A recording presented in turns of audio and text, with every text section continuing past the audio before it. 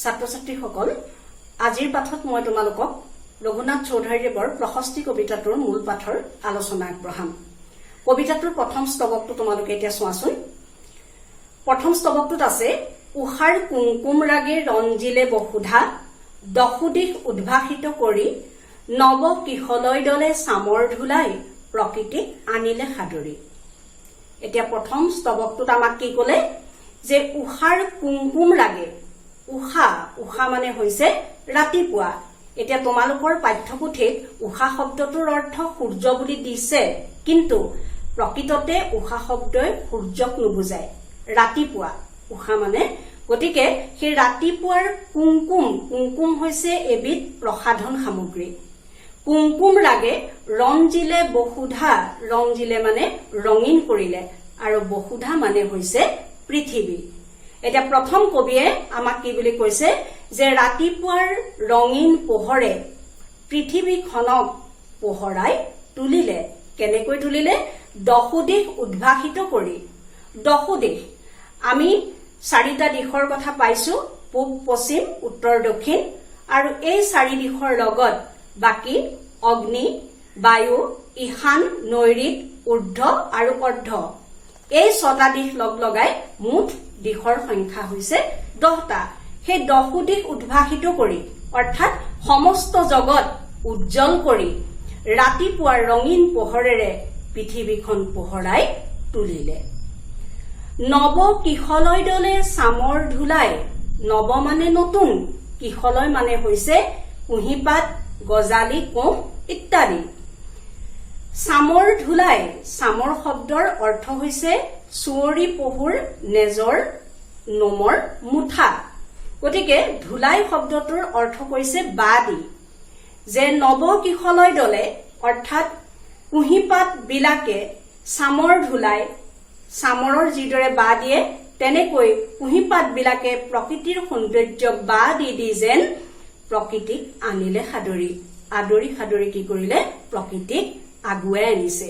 অৰ্থাৎ ৰাতিপুৱাৰ লগে লগে সূৰ্যৰ পোহৰে পৃথিৱীখন ৰঙীন কৰি তোলাৰ লগে লগে আমাৰ চকুৰ আগত প্ৰকৃতিৰ সৌন্দৰ্য উদ্ভাসিত হৈ পৰিল। তাৰ পাছৰ স্তৱকটো চোৱা। কৰি চিত্তহাৰী যত ফুল্ল কুসুমৰ আনন্দত প্ৰাণতলমল মন্দিৰৰ উপেক্ষিত ৰবাব ফুলেও দিছে যাচি প্ৰেম পৰিমল। কৰি চিত্তহাৰী, চিত্তহাৰী শব্দৰ অৰ্থ হৈছে মন প্ৰাণ হৰি নিয়া। চিত্ত মানে মন, হাৰি মানে হৰণ কৰা। কাৰ?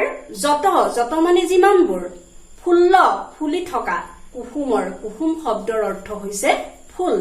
যে যিমানবিলাক ফুল ফুলি আছিল সেই সকলো ফুলৰ প্ৰাণ বা মন আনন্দত মতলীয়া হৈ পৰিল। মন্দিৰৰ উপেক্ষিত, উপেক্ষিত মানে অনাদৃত, যাক আদৰ কৰা হোৱা নাই। এতিয়া ক'ৰ অনাদৃত? মন্দিৰৰ অনাদৃত, অৰ্থাৎ মন্দিৰত আগ নবহোৱা বা মন্দিৰত আদৰ নোপোৱা কি ফুল? ৰবাব ফুল। ৰবাব টেঙাৰ ফুলেও কি কৰিছে? দিছে যাচি প্ৰেম পৰিমল। পৰিমল মানে সুগন্ধ। যে মন্দিৰৰ আদৰ নোপোৱা ৰবাব ফুলেও, বাকী ফুলৰটোতো কথাই নাই, যে সেই ৰবাব ফুলেও কি কৰিছে? প্ৰকৃতি ৰাজ্যত প্ৰেমৰ সুগন্ধ বিলাই দিছে। এতিয়া দ্বিতীয়টো স্তৱকত আমাক কি ক'লে? যে পুৱাৰ লগে লগে ফুলি থকা ফুলবিলাকৰ মন আনন্দত মতলীয়া হৈ উঠিল। আনকি মন্দিৰৰ উপেক্ষিত ৰবাব ফুলেও কি কৰিছে? প্ৰকৃতি ৰাজ্যত সুগন্ধ বিলাই তুলিলে। তাৰ পাছৰ স্তৱকলৈ যোৱা। উঠে তৰু শিৰে শিৰে বন বিহংগৰ ছন্দভৰা সুমধুৰ তান জল স্থল অন্তৰিক্ষ সকলোতে যেন দেৱতাৰ মহা অভিযান। এতিয়া কবিয়ে আমাক কি কৈছে? যে উঠে তৰু শিৰে শিৰে। তৰু মানে গছ, শিৰ মানে মুণ্ড বা মূৰ। এতিয়া কবিতাটোত আমি শিৰ শব্দটোৰ বা শিৰে শিৰে শব্দ বুলি ক'লে আমি কি কৰিম? গছৰ ডালে ডালে, অৰ্থাৎ গছবিলাকৰ ডালত পৰি বন বিহংগ। বন বিহংগ মানে হৈছে বনৰীয়া চৰাই। যে গছৰ ডালত পৰি বনৰীয়া চৰাইবিলাকে কি জুৰিলে? সুমধুৰ তান। তান মানে সুৰ, সুমধুৰ মানে শুনিবলৈ শুৱলা। যে পুৱাৰ লগে লগে গছৰ ডালে ডালে বনৰীয়া চৰাইবিলাকে সুমধুৰ ছন্দত গীত গাবলৈ আৰম্ভ কৰিলে। আৰু এই যে প্ৰকৃতিৰ ইমান এক সুন্দৰ মুহূৰ্ত, সেই মুহূৰ্তটোত কবিয়ে কি অনুভৱ কৰিছে? জল স্থল অন্তৰিক্ষ সকলোতে যেন দেৱতাৰ মহা অভিযান। জল, জল মানে হৈছে পানী, স্থল মানে মাটি, আৰু অন্তৰিক্ষ মানে হৈছে আকাশ। এতিয়া কবিয়ে আমাক কৈছে যে পুৱাৰ সেই সুন্দৰ মুহূৰ্তটো মাটি, আকাশ, পানী সকলোতে যেন কি কৰিছে? দেৱতাৰহে অভিযান চলিছে। এতিয়া অভিযান শব্দৰ অৰ্থ কি? যে এটা উদ্দেশ্য লৈ একেলগে বহু মানুহে কৰা যাত্ৰা। এতিয়া কবিয়ে অনুভৱ কৰিছে যে ৰাতিপুৱাৰ এই সুন্দৰ মুহূৰ্তটোত প্ৰকৃতিৰ সকলো ফালে মাটি, পানী, আকাশ সকলোতে যেন কোনে অভিযান চলাইছে? দেৱতাবিলাকেহে অভিযান চলাইছে।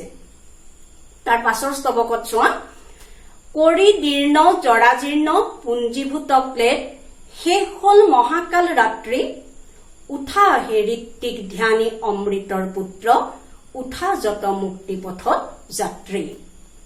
এইখিনিতে তোমালোকে আগৰ পাঠত মই কোৱা এটা কথা মন কৰিবা যে কবিতাটোত কবিয়ে প্ৰথমে প্ৰকৃতিৰ প্ৰশস্তি কৰিছে, বা অৰ্থাৎ প্ৰকৃতিৰ সৌন্দৰ্যৰ বা প্ৰকৃতিৰ যি ৰাতিপুৱাৰ শুভ মুহূৰ্ত, সেই শুভ মুহূৰ্ত চোৱাৰ কি কৰিছে? কবিয়ে প্ৰশস্তি কৰিছে, গুণানুকীৰ্তন কৰিছে। আৰু সেই গুণানুকীৰ্তনৰ লগে লগে কবিতাটোৰ শেষৰ ফালে সেই প্ৰকৃতিৰ সুধাৰ মাজতে কি বিচাৰি পাইছে?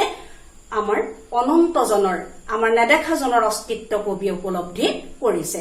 এতিয়া এই স্তবকটোতে তোমালোকে চোৱা যে কবিয়ে কৈছে কৰি দীৰ্ণ জৰাজীৰ্ণ, দীৰ্ণ মানে ভাগি ছিগি যোৱা, জৰাজীৰ্ণ মানেও জহি খহি যোৱা। কি জৰাজীৰ্ণ কৰিলে?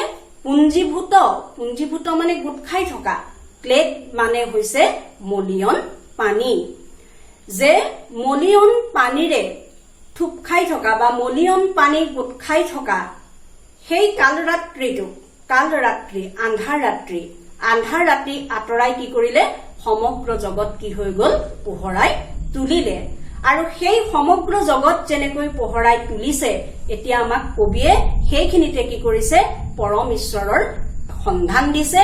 আৰু সেই পৰম ঈশ্বৰৰ সন্ধান দি কবিয়ে আমাক আহ্বান জনাইছে। কি আহ্বান জনাইছে? যে উঠা হে ঋত্বিক ধ্যানী অমৃতৰ পুত্ৰ, অমৃতৰ পুত্ৰ বুলি কবিয়ে মানুহক সম্বোধন কৰিছে। আৰু মানুহক কিয় কবিয়ে অমৃতৰ পুত্ৰ বুলি কৈছে? যে মানৱ জাতিৰ যদিও বা মানুহ মৰণশীল, তথাপিতো কি সমগ্ৰ মানৱৰ মৰণ, যিটো আমি মানৱ বন্দনা কবিতাত পাইছিলো, আহিছে মানুহ কৰিছে মানুহ, মানুহ ফুটৰ অন্ত নাই। গতিকে মানৱ জাতি পৃথিৱীত কি হৈ আছে? যদিও বা মানুহ মৰণশীল, তথাপিতো কিন্তু মানুহৰ অন্ত পৃথিৱীত হোৱা নাই। আৰু সেইকাৰণে কবিয়ে মানৱক অমৃতৰ সন্তান বুলি অভিহিত কৰিছে। আৰু লগতে কৈছে ঋত্বিক ধ্যানী, ঋত্বিক মানে পুৰোহিত। কবিয়ে মানৱক অমৃতৰ পুত্ৰ, পুৰোহিত ইত্যাদি সম্বোধন কৰি কৈছে যে তোমালোক উঠা। আৰু কোনসকল উঠা? উঠা যত মুক্তি পথ যাত্ৰী। যে হে মুক্তি পথৰ যাত্ৰী, তোমালোক সকলো উঠা। এই যে মুক্তিৰ কথাটো কলে, সেই মুক্তিৰ মানে হৈছে আমি যে পাইছিলো জিকিৰ পাঠ বা বৰগীতত যে আমি মুক্তিৰ কথাটো আলোচনা কৰিছিলো, সেই মুক্তি মানে হৈছে পৰম পুৰুষৰ কৃপাত সংসাৰৰ বিষয় বাসনাৰ পৰা মুক্ত হোৱাটো। এতিয়া কবিয়ে আমাক কি কৈছে চোৱা, যে আন্ধাৰ ৰাতিৰ সেই ভয়াৱহতা আঁতৰাই ৰাতিপুৱাৰ পোহৰে যিদৰে প্ৰকৃতিক বিনন্দীয়া ৰূপ প্ৰদান কৰিছে, তেনেকৈ আমাক কি কৰে? সুন্দৰৰ সন্ধানে বা নেদেখাজনৰ অস্তিত্বৰ সন্ধানে আমাক কি দিব পাৰে? এই সংসাৰৰ যি আমাৰ দুখ কষ্ট, সেই দুখ কষ্টৰ পৰা আমাক আঁতৰাই নি আমাক মুক্তিৰ পথৰ সন্ধান দিব পাৰে। আৰু আমি প্ৰত্যেকজন ব্যক্তি সেই মুক্তিৰ পথৰে একোজন যাত্ৰী।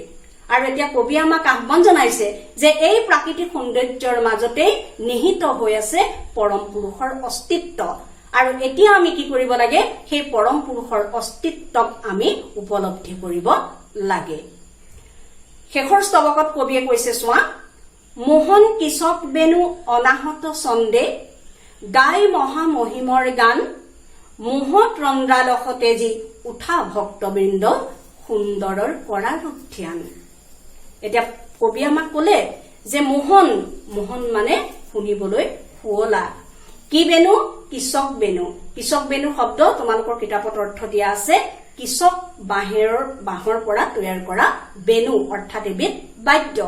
সেই কিচক বেনুৱে অনাহত, অনাহত মানে যাক আঘাত কৰা হোৱা নাই, যাক বাধা দিয়া হোৱা নাই, অনাহত ছন্দে অৰ্থাৎ কিচক বেনুৱে বাধাহীন সুৰেৰে কি গাই আছে? গাই মহামহিমৰ গান। মহামহিম, মহামহিম কোনজন? মহামান্যজন অৰ্থাৎ সেই পৰম সত্ৰা যাক আমি ঈশ্বৰ ভগৱান বুলি কওঁ, সেইজনক কবিয়ে কি বুলি কৈছে? মহামহিম বুলি কৈছে। আৰু কবিৰ অনুভৱ যে কিচক বেনুৱেও কি কৰি আছে? সেই পৰম ঈশ্বৰৰ মহিমাৰ কথাকেই যেন সমস্ত জগতত অনাহতভাৱে অৰ্থাৎ অনবৰতে যেন গাই আছে। আৰু আমি কি কৰিব লাগে? মোহ তন্দ্ৰালস, মোহ মানে মায়ামোহ, তন্দ্ৰালস, তন্দ্ৰালস মানে টোপনি গৈ থকা অৱস্থা। আমাৰ টোপনি গৈ আছে। কিহত টোপনি গৈ আছে? মোহৰ জালত পৰি আমাৰ টোপনি গৈ আছে। আৰু কবিয়ে আমাক আহ্বান জনাইছে যে তোমালোকে কি এৰি? তেজি, তেজি শব্দৰ অৰ্থ ত্যাগ কৰা, যে তোমালোকে মোহৰ নিদ্ৰা এৰি অৰ্থাৎ মায়ামোহ এৰি হে ভক্তবৃন্দ, ভক্তবৃন্দ শব্দটোৰ দ্বাৰাই কবিয়ে সমগ্ৰ মানৱক বুজাইছে যে হে ভক্তবৃন্দ তোমালোকে কি কৰা? তোমালোকৰ মোহৰ টোপনিৰ পৰা উঠা অৰ্থাৎ মায়ামোহৰ জালৰ পৰা তোমালোক আঁতৰি আহা আৰু আঁতৰি কি কৰা? সুন্দৰৰ কৰা ৰূপ ধ্যান। সুন্দৰ সেই পৰম ঈশ্বৰক কবিয়ে সুন্দৰ বুলি কৈছে যে এই প্ৰকৃতি জগতৰ অপূৰ্ব সৌন্দৰ্যৰ বা অনিন্দ সুন্দৰতাৰ মাজত যিজন পৰম ঈশ্বৰৰ অস্তিত্ব লুকাই আছে, সেই অস্তিত্বৰ বা সেই পৰম ঈশ্বৰৰ ৰূপটো ধ্যান কৰিবলৈ কবিয়ে আমাক আহ্বান জনাইছে। এইখিনিয়ে হৈছে প্ৰশস্তি কবিতাটোৰ কবিয়ে আমাক প্ৰকাশ কৰিব বিচৰা ভাৱৰাশি। আৰু এতিয়া তোমালোকে দেখিলা যে কবিতাটোত দুটা অংশ আছে। প্ৰথম অংশত প্ৰকৃতিৰ বন্দনা কৰিছে, প্ৰকৃতিৰ গুণানুকীৰ্তন কৰিছে আৰু ৰাতিপুৱাৰ প্ৰাকৃতিক সৌন্দৰ্যৰ এটি সুন্দৰ বৰ্ণনা আমি কবিতাটোৰ মাজেদি পাইছো। আৰু সেই প্ৰকৃতিৰ সুন্দৰৰ মাজতে লুকাই থকা সুন্দৰৰ যিটো ধাৰণা অৰ্থাৎ পৰম পুৰুষৰ যি অস্তিত্ব, সেই অস্তিত্বটো কবিতাটোৰ শেষৰ ফালে প্ৰকাশিত হৈছে। আৰু সেইকাৰণে আমি কবিতাটোত কি দেখিবলৈ পাম যে এফালে ই প্ৰকৃতিবাদী কবিতা, ইয়াত প্ৰকৃতি জগতৰ কথা আছে আৰু সেই প্ৰকৃতিৰ সৌন্দৰ্যৰ মাজত নিহিত হৈ থকা পৰম পুৰুষৰ অস্তিত্বৰ কথাটোৱে কবিতাটোক কিহৰ ফালে টানি নিছে? ৰহস্যবাদৰ ফালে টানি নিছে।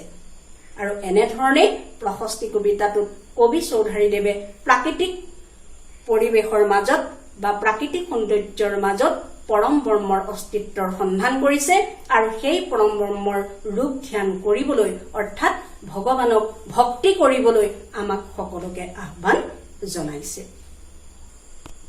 তোমালোকে নিশ্চয় কবিতাটো বুজি পালা আৰু কবিতাটোৰ যিখিনি প্ৰশ্ন আছে আমি পৰৱৰ্তী পাঠত সেই প্ৰশ্নসমূহ আলোচনা কৰিম।